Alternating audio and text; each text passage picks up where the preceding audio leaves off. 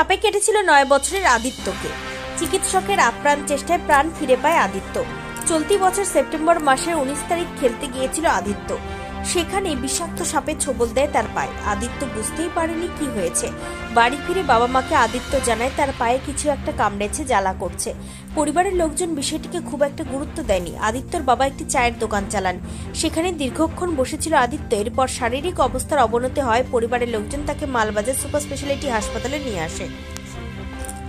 Doctor চয়ন দত্তের অধীনে ভর্তি হয় আদিত্য। জানা যায়, হাসপাতালে আনার পরপরই বিষক্রিয়ার কারণে আদিত্যর হৃদস্পন্দন সম্পূর্ণ থেমে যায়। ডক্টর চয়ন সিপিআর করে তার হৃদস্পন্দন ফিরিয়ে আনেন। এরপর জরুরি বিভাগে বিশেষ যন্ত্রের সাহায্যে তার শ্বাস প্রশ্বাস চালু রাখা হয়। সেখানে তাকে 20 ভায়াল অ্যান্টিভেনম দেওয়া হয়। শুরু হয় জীবন মৃত্যুর লড়াই।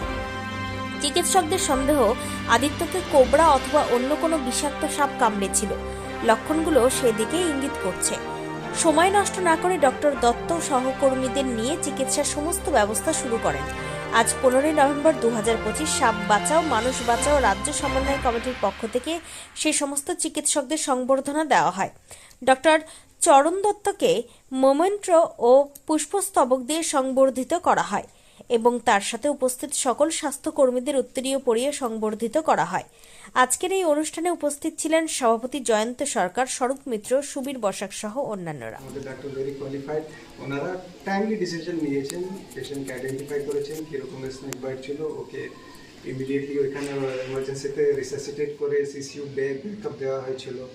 উই আর ভেরি হ্যাপি, মানে এরকম কেস যখন আমরা বের করতে পারি হসপিটাল থেকে ভালো করে, তো it feels good, great in fact.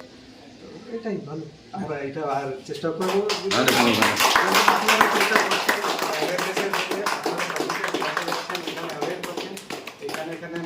এই অ্যাপ্রিসিয়েশন শুধু আমার একটা প্রাপ্য নয়, এই অ্যাপ্রিসিয়েশনের পেছনে যারা আছেন তারা সবাই, কিছু লোক এখানে উপস্থিত আছেন, একজন দুজন উপস্থিত নেই।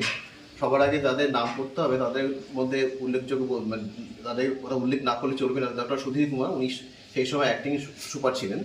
তো তার সাপোর্ট যেটা আমরা পেয়েছি, এবং সেই সময় আইসিইউ ইনচার্জ, সেই বাচ্চাটিকে আমরা যদি আইসিইউ ঢুকিয়ে ভেন্টিলেট করতে না পারতাম তো সেই বাচ্চাটি বাঁচানো যেত না। তো সেই সময় একটা আইসিইউ বেড, যেটা আমাদের অ্যাডাল্ট আইসিইউ, সেখানে একটা পেডিয়াট্রিক বেডের অনুমতি দিয়ে এবং সেটা ব্যবস্থা করে দিয়েছে ডক্টর অর্ঘকান্তি। তিনি আজকে এই মুহূর্তে উপস্থিত নেই। তো তার ভূমিকাও দেখতে আমরা, এবং বাকি যারা আছে আমাদের পেডিয়াট্রিকের সেট আপ আছে, সেট আপটা আমি একা তৈরি করিনি। সেই পেডিয়াট্রিক সেট আপটা আমি আসার আগে থেকে খুব সুন্দর সেট আপ তৈরি হয়ে রয়েছে। তার মধ্যে ডক্টর সমীর বিশ্বাস, উনি আমাদের নোট অফিসার, হ্যাঁ, তার ভূমিকাও তো এখানে অনস্বীকার্য। এছাড়া এখনকার যিনি সুপার এসছেন, তিনি এইটাকে বজায় রেখে চলেছেন। সুপার সাহেব মানে পুরো সেট আপটাকে একটা আরও উন্নত তলে নিয়ে যাওয়ার চেষ্টা করছেন। তো তার কাছে আমরা সবাই কৃতজ্ঞ এই জন্য।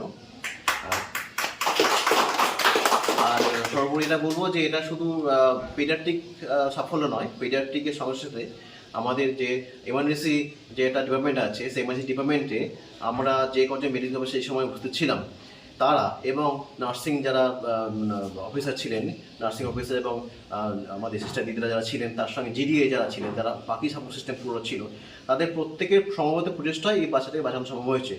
হ্যাঁ, সেটাকে আমরা অস্বীকার করতে পারবো না, কারণ সেই সময়টায় এমার্জেন্সি মেডিকেল যে আমাদের ডিপার্টমেন্টটা আছে সেটা খুবই সুন্দর ডিপার্টমেন্ট। সেখানে মোটামুটি একটা ভালো সেট আপ আছে, যেখানে আমরা একদম মনোরোগ রোগীকেও, এই প্রথম না, আগেও আমরা একদম মনোরোগ রোগীকে বাঁচিয়েছি।